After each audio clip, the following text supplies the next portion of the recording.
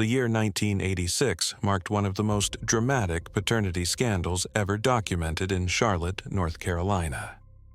A young woman named Denise Wilder made a calculated decision that would have secured her financial future for decades, tying herself to a man who had just won $13.5 million in a landmark settlement.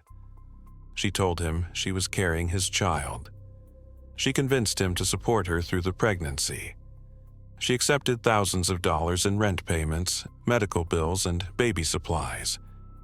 But when that baby was born 9 months later, the entire deception collapsed in a single moment. The infant's appearance told a story that no amount of lying could cover up. Within hours, the real father arrived at the hospital, and within days, the truth was documented in blood tests that excluded the millionaire entirely. Denise's scheme fell apart not through investigation or suspicion, but through biology itself.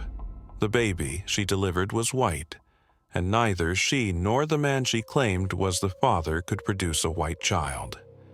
This is the story of a woman who gambled everything on a lie and lost it all the moment her son opened his eyes. Before we dive deeper into this incredible story, let us know in the comments where you're watching from. We'd love to hear from you. And don't forget to hit that subscribe button so you never miss any of our upcoming videos. Denise Wilder grew up in circumstances that shaped every decision she would make as an adult. Born in 1961 in a small textile town outside Charlotte, she spent her childhood bouncing between relatives after her mother left when she was 6, and her father proved unable to care for her consistently. She lived with an aunt for 3 years, then a grandmother for 2, then back with her father in a cramped apartment where the electricity was shut off more than once.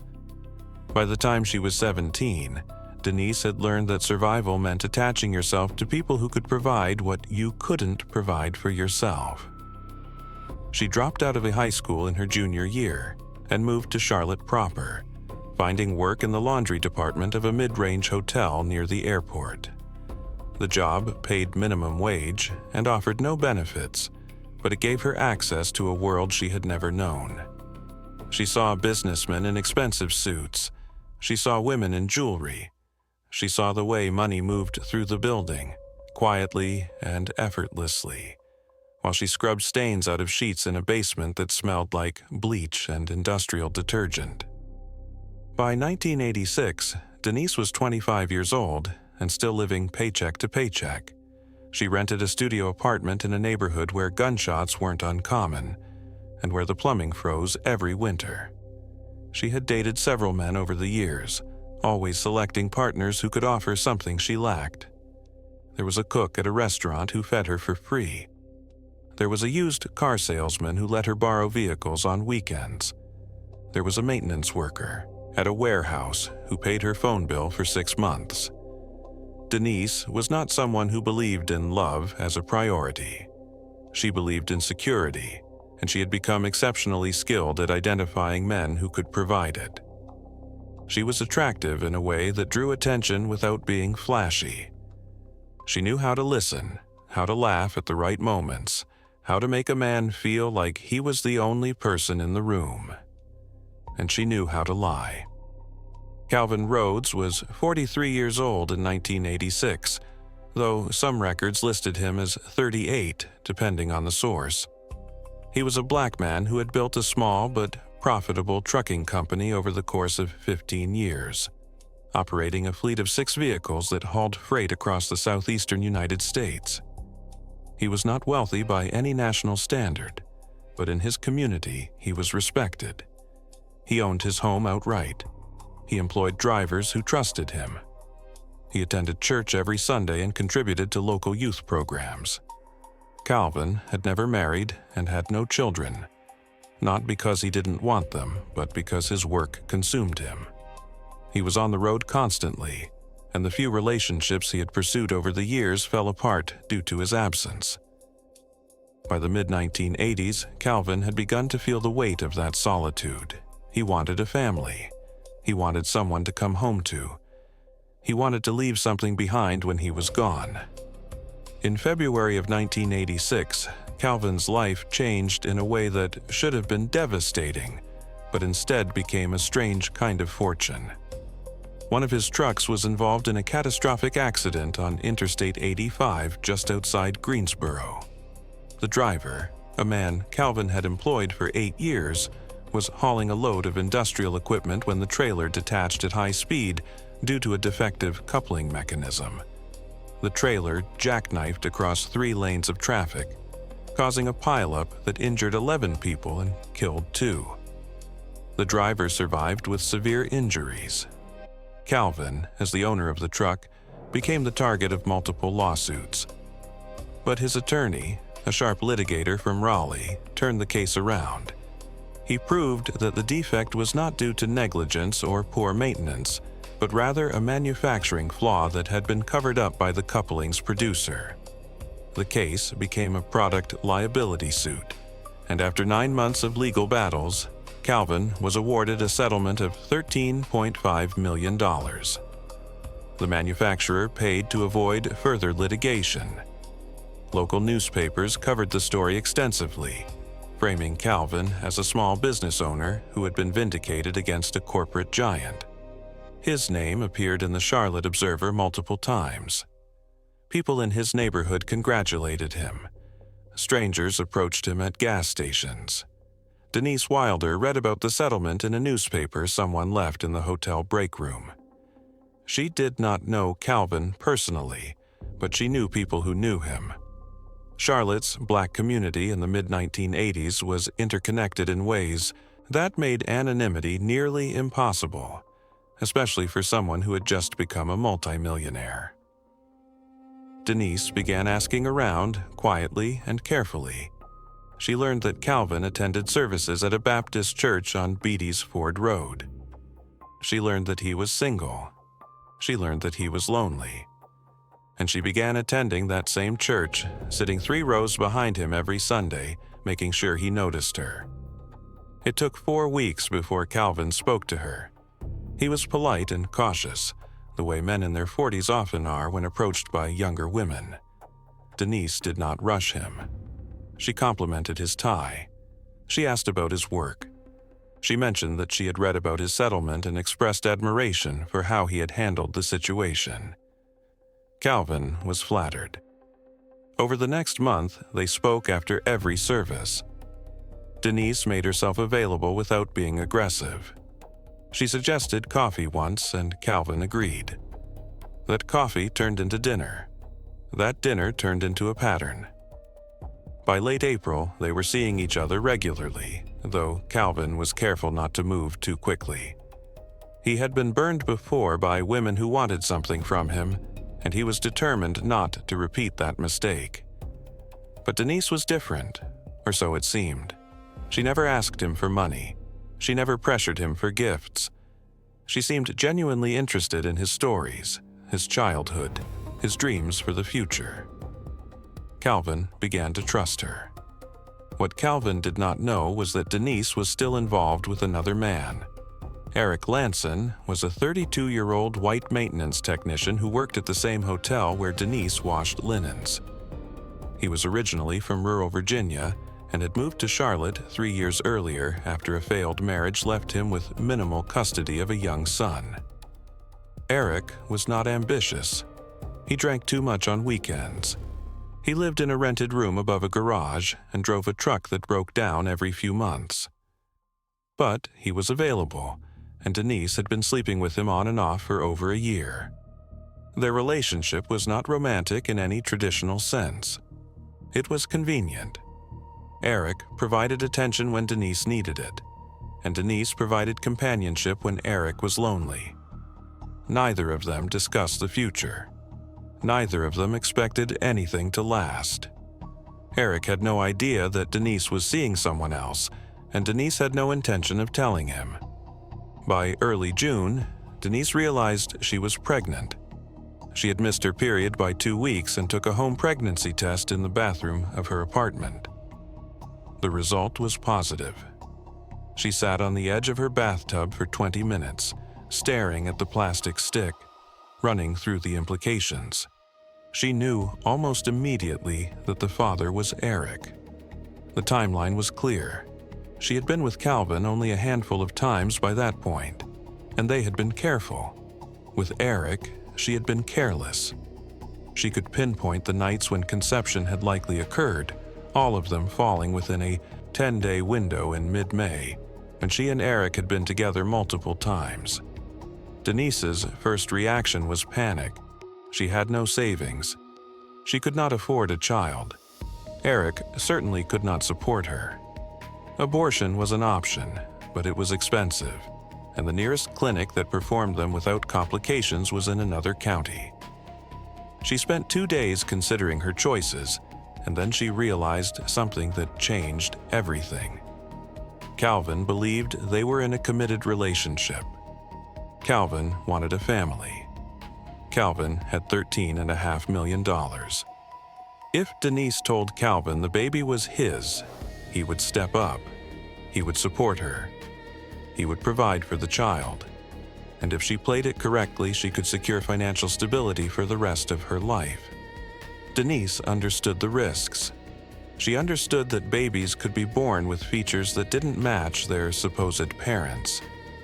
But she also understood that in 1986, paternity testing was not widely available, was expensive when it was available, and was rarely used unless there was a legal dispute.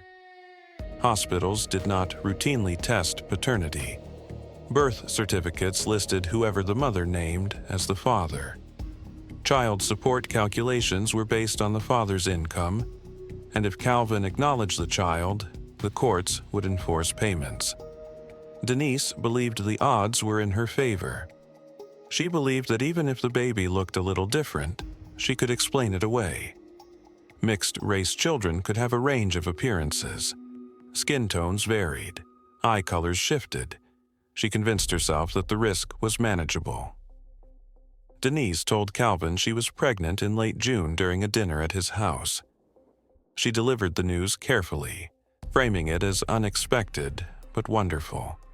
She told him she had taken a test that morning and wanted him to be the first to know. Calvin's reaction was everything she had hoped for. He stood up from the table, walked around to her side, and hugged her tightly. He told her he had been praying for something like this. He told her he wanted to do everything right. He asked her to move in with him immediately, but Denise declined, saying she wanted to take things slowly and make sure they were ready. In reality, she wanted to maintain some independence in case things went wrong. Calvin did not push. Instead, he offered to cover her rent for a better apartment, to pay for all her medical expenses, to make sure she had everything she needed. Denise accepted. Within 2 weeks, Denise had moved into a 1-bedroom apartment in a safer neighborhood. Calvin paid the security deposit and the first 3 months of rent up front. He gave her $500 for groceries and another $200 for maternity clothes. He scheduled her first prenatal appointment at a clinic near his home and insisted on driving her there himself. The doctor confirmed the pregnancy and estimated a due date in late February or early March of 1987. Calvin asked questions about the baby's development, about what Denise should eat, about what activities she should avoid. He was attentive in a way that made Denise feel both grateful and guilty. She had not expected him to be so invested so quickly. She had expected him to write checks and keep his distance. But Calvin wanted to be involved in everything. He wanted to feel the baby kick. He wanted to attend every appointment. He wanted to pick out names. Denise cut off contact with Eric in early July. She told him she needed space, that she was dealing with personal issues, that she would reach out when she was ready. Eric did not argue. He assumed she had found someone else, and he was not wrong, though he had no idea how far things had gone.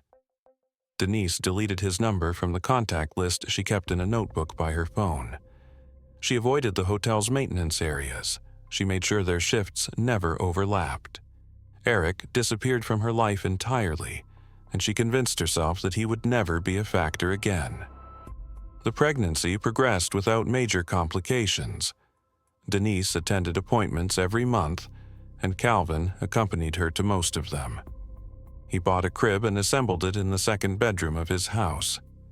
He opened a savings account specifically for the baby's future expenses. He updated his will to include provisions for the child, naming Denise as the secondary beneficiary after the baby. He spoke about marriage, though Denise deflected those conversations, saying she wanted to focus on the pregnancy first. Calvin respected her wishes, though he made it clear he intended to propose once the baby was born. Denise smiled and nodded and accepted every dollar he gave her. By December, Denise had received close to $12,000 in direct support from Calvin. He had paid her rent for 6 months. He had covered every medical bill. He had purchased furniture, clothing, diapers, bottles, and a stroller. He had given her cash for groceries every week. He had even paid for a weekend trip to the mountains where they stayed in a cabin and talked about the future. Denise had never lived so comfortably. She had never felt so secure. And she had almost convinced herself that the lie was worth it, that the baby would be born and everything would work out, that Calvin would never question her, that the child would look just ambiguous enough to avoid suspicion. But biology does not cooperate with lies. Denise went into labor on the evening of March 2, 1987. She called Calvin from her apartment, and he arrived within 15 minutes. He drove her to Presbyterian Hospital on Hawthorne Lane, holding her hand the entire way, telling her everything would be fine. They checked in at the emergency entrance just after 9 o'clock. Denise was taken to a delivery room on the 3rd floor, and Calvin was allowed to stay with her. The labor lasted 7 hours. Denise was exhausted and in pain, and she focused entirely on getting through each contraction. She did not think about what would happen after. She did not think about what the baby would look like. She did not think about the moment when the nurses would place the child in her arms and Calvin would see the truth. The baby was born at 4:17 in the morning on March 3rd. The delivery was straightforward, and the infant was healthy, weighing 7 pounds and 3 ounces. The nurse cleaned the baby quickly and wrapped him in a blanket, preparing to hand him to Denise. But before she did, she glanced at Calvin, then at Denise, then back at the baby. Her expression shifted. Another nurse approached and looked at the child. Neither of them said anything immediately, but the silence was heavy. Denise, still recovering from the delivery, reached for the baby. The nurse hesitated, then placed him in her arms. The baby was white. Unmistakably, undeniably white. His skin was pale with a slight pink tone. His eyes, though not fully open, appeared blue-gray. His hair, still damp from birth, was light brown with hints of blonde. There was no ambiguity. There was no room for interpretation. The child did not have the features of a black infant. He did not have the features of a mixed-race infant. He looked like a white baby because he was a white baby. Calvin stood at the foot of the bed, staring. Denise looked down at the child in her arms and felt her entire body go cold. She had known this was possible. She had known the risk. But she had not prepared for the reality of it. She had not prepared for the absolute certainty that would be written across the faces of everyone in that room. The nurse who had delivered the baby stepped back and quietly excused herself. Another nurse remained, pretending to check monitors, but her eyes kept drifting to the infant. Calvin did not speak. He did not move. He stood there for nearly a minute, and then he walked out of the room. Denise tried to call after him, but her voice was weak. She tried to sit up, but her body would not cooperate. She looked down at the baby again, and the baby stared back at her with eyes that belonged to Eric Lanson. She had spent 9 months lying, and it had taken 9 seconds for the truth to destroy everything. Within an hour, Word had spread through the hospital. Presbyterian Hospital in 1987 was not a massive facility, and staff members talked. A nurse who worked in the maternity ward had a cousin who worked in maintenance at the hotel where Denise and Eric both worked. That nurse called her cousin during her break and mentioned, in passing, that a woman named Denise Wilder had just given birth to a white baby despite claiming the father was a black man who had recently won millions of dollars. The cousin knew exactly who Denise was, and he knew exactly who Eric Lanson was. He called Eric at 6:30 in the morning and told him he needed to get to the hospital immediately. Eric arrived at Presbyterian Hospital just after 8 o'clock, confused and still half asleep. He had not spoken to Denise in 9 months. He had assumed their relationship, such as it was, had ended quietly and without drama. He had no idea she had been pregnant. When he walked into the maternity ward and asked for Denise Wilder's room, the nurse at the desk gave him a long look and directed him to room 312. Eric walked down the hallway, pushed open the door, and saw Denise sitting up in bed, holding a baby. The baby was asleep, wrapped in a hospital blanket. Eric stepped closer, and the moment he saw the child's face, he knew. The baby looked exactly like his son from his previous relationship. The same pale skin, the same light hair, the same facial structure. Eric had spent years looking at his older child, and the resemblance was unmistakable. He stood at the foot of the bed, staring at the infant, and then he looked at Denise. She did not speak. She did not try to lie. She just looked at him with an expression that was part exhaustion and part resignation. Eric asked her, very quietly, if the baby was his. Denise nodded. Eric asked her why she had never told him. Denise did not answer. Eric asked her who the other man was, the one everyone was talking about. Denise told him it was Calvin Rhodes. Eric asked her if she had been trying to pass the baby off as Calvin's. Denise nodded again. Eric turned and walked out of the room. Calvin returned to the hospital that afternoon with an attorney. The attorney was a black woman in her 50s who specialized in family law and had worked with Calvin on estate planning after his settlement. Calvin requested a meeting with the hospital administrator, and within 30 minutes, they were seated in a conference room on the second floor. Calvin explained the situation calmly and methodically. He stated that he had been led to believe the child was his, that he had provided financial support throughout the pregnancy, and that the child's appearance made it biologically impossible for him to be the father. He requested that the hospital document the discrepancy in their records to protect him from future paternity claims. The administrator, a white man in his 60s who had seen every kind of family dispute imaginable, agreed. The hospital had a legal obligation to record accurate information, and the visual evidence was undeniable. A note was added to the birth record stating that the listed father's paternity was disputed based on observable racial characteristics inconsistent with both listed parents. Eric returned to the hospital that evening and requested to speak with Calvin. The two men met in the hallway outside Denise's room. Eric introduced himself and explained that he believed the child was his, that he and Denise had been involved for over a year, and that he had not known about the pregnancy until that morning. Calvin listened without interrupting. When Eric finished, Calvin asked him if he was willing to undergo paternity testing. Eric agreed immediately. Calvin's attorney arranged for blood tests to be conducted the following day. In 1987, DNA paternity testing was not yet standard practice, but blood typing could exclude potential fathers with a high degree of accuracy. The tests were performed at a lab in downtown Charlotte, and the results were available within 72 hours. The results confirmed what everyone already knew. Calvin's blood type made it biologically impossible for him to be the father. Eric's blood type was consistent with paternity, and when combined with the visual evidence, The conclusion was undeniable.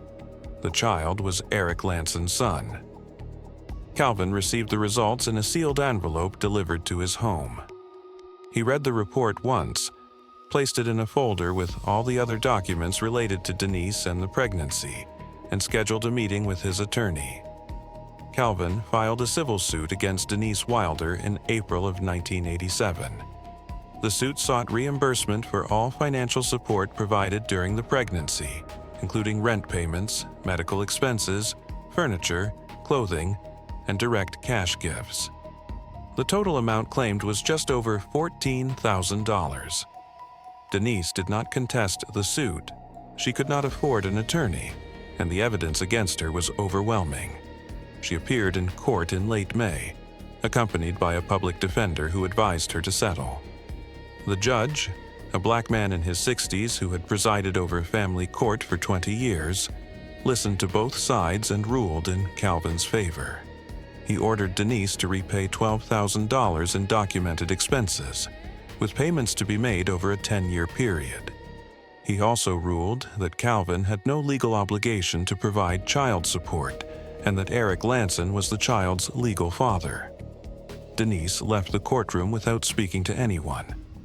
Calvin recovered most of his money over the following decade, though the payments were slow and inconsistent. Denise returned to her studio apartment in the neighborhood she had left 9 months earlier. She continued working at the hotel laundry department, though she avoided Eric whenever possible. Eric, for his part, stepped up in ways no one expected. He established paternity legally, paid child support, and eventually gained joint custody.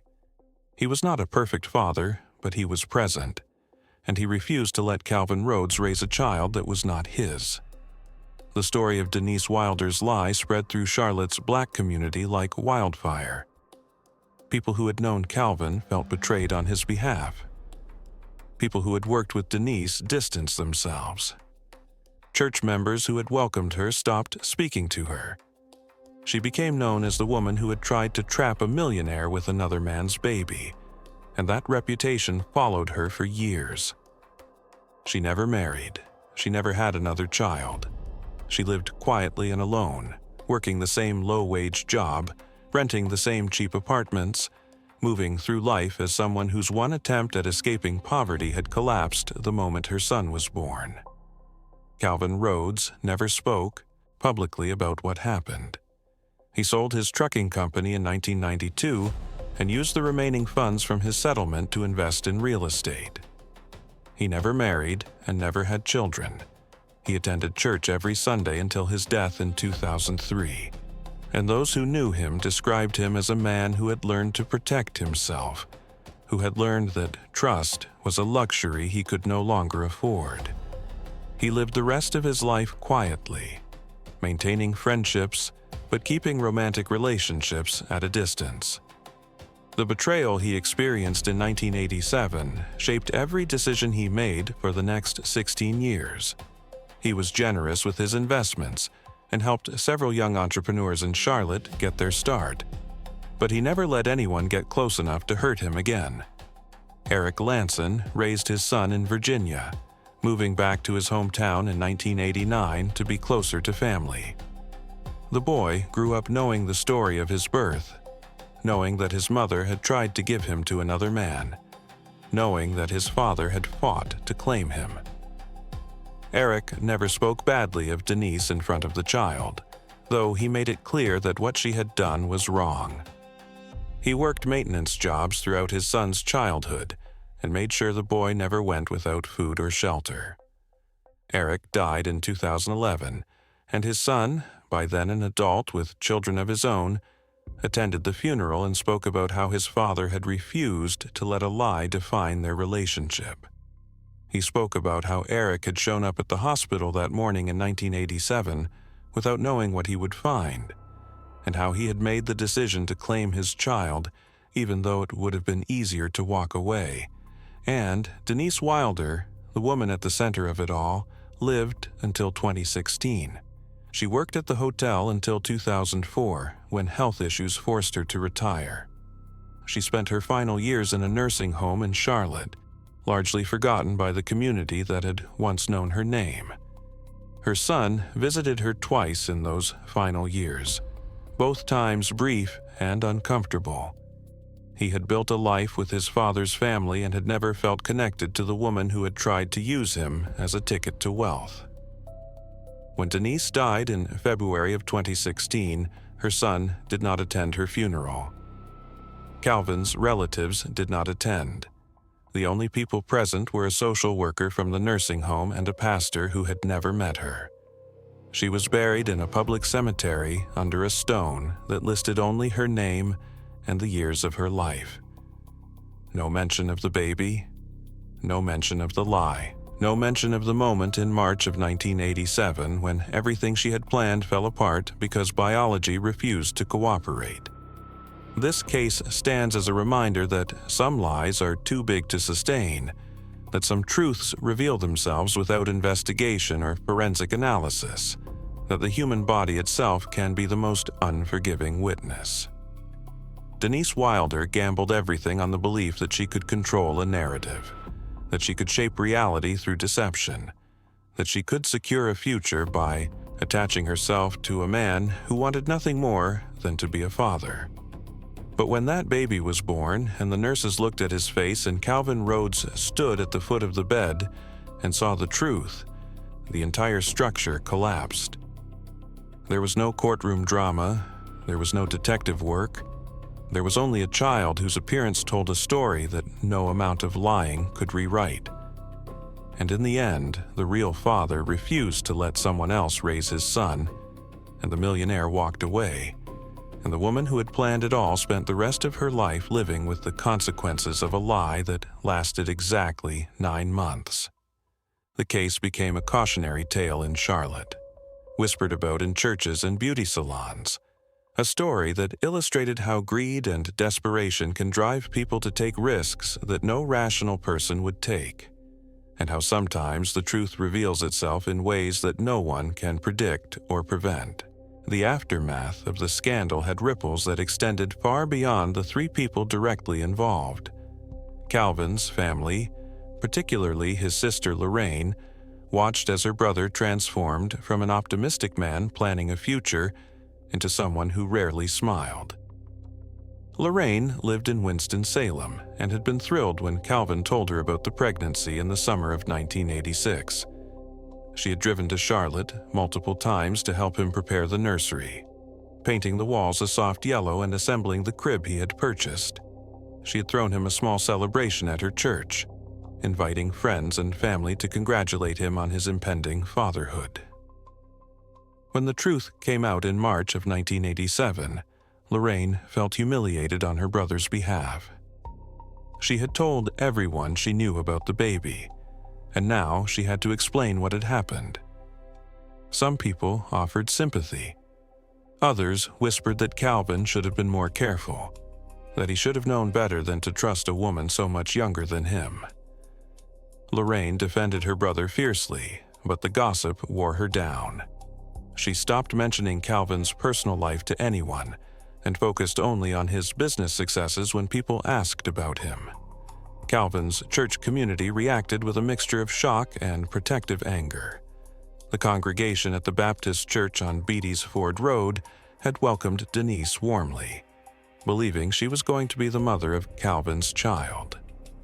Several older women had given her advice about pregnancy and childbirth. The church had even organized a baby shower in January of 1987, collecting gifts and money to help the young couple get started. When word spread about what Denise had done, those same women felt betrayed. They had invested emotionally in what they believed was a blessed union, and discovering it was built on lies felt like a personal insult. The pastor addressed the situation indirectly in a sermon about honesty and integrity, never naming anyone but making it clear he was speaking about recent events. Denise never returned to that church, knowing she would not be welcome. Eric's family in Virginia had a complicated reaction to the news. Eric's mother, a woman named Patricia who had raised 3 sons on her own after her husband died, was initially angry that Eric had been involved with a woman who would do something so deceptive. But when Eric explained that he had not known about the pregnancy and had stepped up the moment he found out, Patricia softened. She was proud that her son had claimed his child rather than walking away. She helped Eric financially during those first difficult years when he was paying child support and trying to establish custody. Patricia became a grandmother figure to the boy, taking him for weeks at a time during summers and teaching him how to cook and garden. She never met Denise and had no interest in doing so. When people in her Virginia town asked about her grandson, she told them simply that the boy's mother lived in North Carolina and that Eric had custody. She did not elaborate. The hotel where Denise and Eric worked became an uncomfortable environment for both of them. Management was aware of the situation because so many employees had heard about it through various connections. The human resources director called both Denise and Eric into separate meetings in April of 1987 to discuss whether their continued employment would create workplace disruption. Both insisted they could remain professional, and management decided not to terminate either of them. However, the atmosphere was tense. Other employees avoided Denise during breaks. Some made pointed comments within her earshot about women who trapped men with babies. Denise learned to eat lunch alone in her car rather than face the judgment in the break room.